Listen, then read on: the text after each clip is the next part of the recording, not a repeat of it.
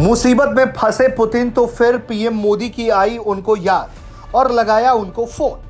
खबर है कि पीएम नरेंद्र मोदी से रूसी राष्ट्रपति व्लादिमीर पुतिन की टेलीफोन पर बातचीत हुई है। दोनों देशों के बीच कई अहम मुद्दों पर चर्चा हुई है और पीएम मोदी ने फिर से पुतिन को कुछ अहम नसीहत भी दी है। सब बताएंगे। ये बातचीत तब हुई है जब हाल ही में रूसी राष्ट्रपति व्लादिमीर पुतिन ने पीएम मोदी की मेड इन इंडिया नीति का जमकर बखान किया था और उसकी तारीफ की थी और कहा था कि हमारे दोस्त पीएम नरेंद्र मोदी भारत में मेड इन इंडिया की नीति लेकर आए हैं, जो कि एक बेहद सफल नीति है और उससे भारत की अर्थव्यवस्था को फायदा हुआ है। रूस को भी ऐसा करना चाहिए। और अब उस बयान के बाद दोनों देशों के बीच फोन पर बातचीत हुई है। इस फोन पर बातचीत में द्विपक्षीय सहयोग में प्रगति की समीक्षा की गई है और आपसी हित के क्षेत्रीय और वैश्विक मुद्दों पर विचार का आदान प्रदान हुआ है। राष्ट्रपति पुतिन ने पीएम मोदी को रूस के हालिया घटनाक्रम की जानकारी दी है।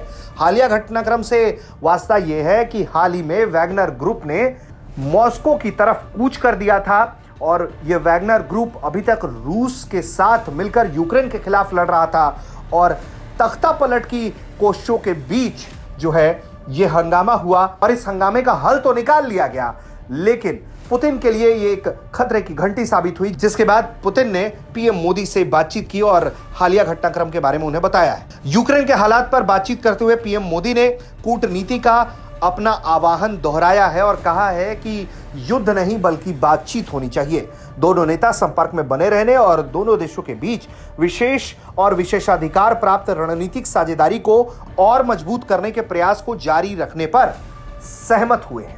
भारत और रूस के रिश्ते को लेकर लगातार इस बात के कयास लग रहे थे। अमेरिका के साथ जिस तरह से भारत के समझौते हो रहे हैं और जो खबरें आ रही हैं उन सब के बीच रूस नाराज हो सकता है, लेकिन पुतिन ने इन तमाम अटकलों पर विराम लगा दिया और पहले तो पीएम मोदी की उन्होंने सार्वजनिक मंच से तारीफ की, उनकी नीतियों की तारीफ की और अब खुद फोन पर पीएम मोदी से बातचीत करके रूस के हालिया घटनाक्रम के बारे में उन्हें बताया है।